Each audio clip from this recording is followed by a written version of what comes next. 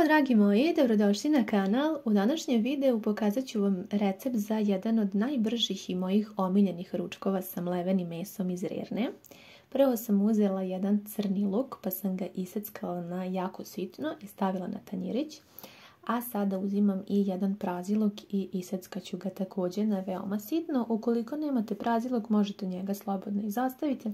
Ako imate, upotrebite ga, što više povrća to bolje i ukusnije jelo kao što znate. Pripremila sam i 2 manje šargarepe, vi možete i uzeti jednu veću, pa uzmite rende i dobro je izrendajte ili iseckajte na jako sitno, pa stavite također na tanjirić sa povrćem.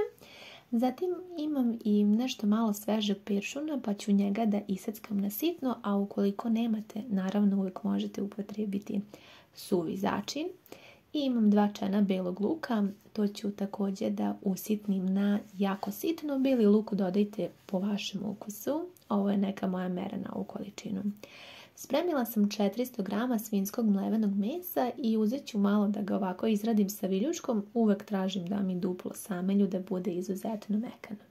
Začinit ću ovo jelo i koristim po prvi put sos sa začinskim biljem koja ima listove celera, selena, majorana, peršurna, bosiljka, vlašca, praziluka, komorača, crnog luka, paštrnaka, šargarepe, čilija. Zaista jedna divna mešavina i zaista smatram da će biti veoma ukusno jelo.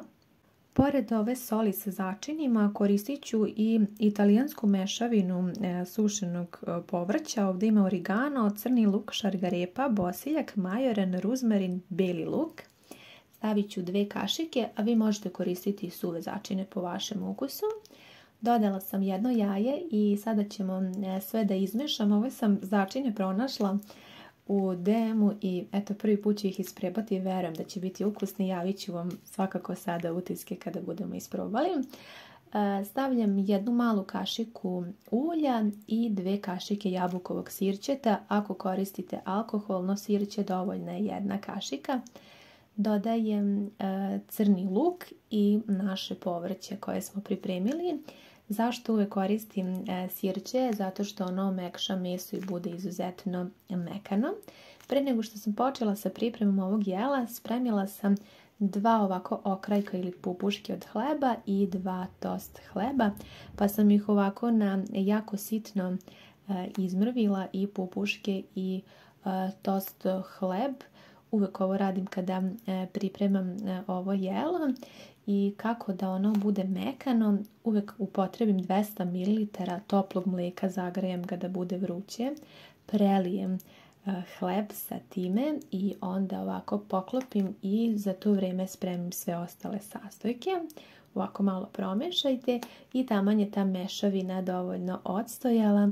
I sada ću uzeti prvo sa rukom da dobro izradim da bude jako mekano.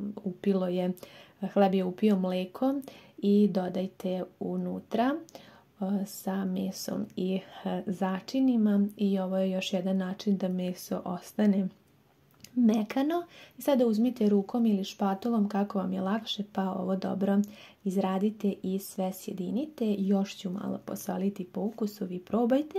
Sipat ću i malo pipera. I za kraj dodajem 2 kašike supene prezle, pa ću nastaviti da ovako mešam i sjedinjavam sve sastojke. Ako vam je gnjecava smesa, dodajte još 1 kašiku prezle. Pokazat ću vam u ostatku videa otprilike kako bi trebala da bude ova smesa da bi ostalo mekano, da bi opet mogli da sečete lijepo. Evo, to otprilike ovako izgleda. Znači neka ona ostane mekana, ali ne previše. Spremila sam tepsiju dimenzije 20x30 cm, premazala sam je sa margarinom, možete sa maslacem, i sada dobro utapkajte ovu smesu. Nemojte pretjerano da utapkate, jer to treba da bude onako rastresito i mekano kada isečete.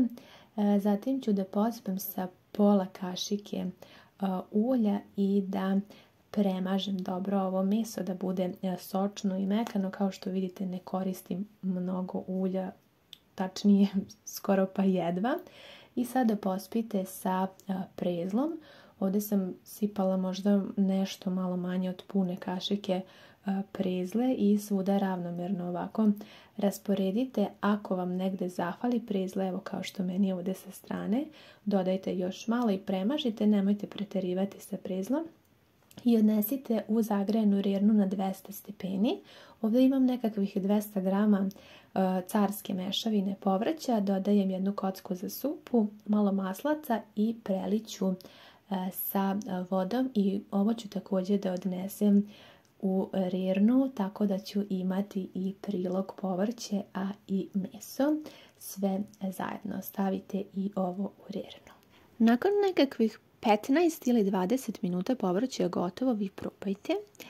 A nakon 40 minuta naše meso je spremno. Inače, ovaj način pripreme je od moje mame i ja sam ga tako prisvojila zato što je zaista, mislim, jedan od najbržih recepata, a dobijete ovako kompletan ručak i meso je provereno, mekano i zaista ukusno.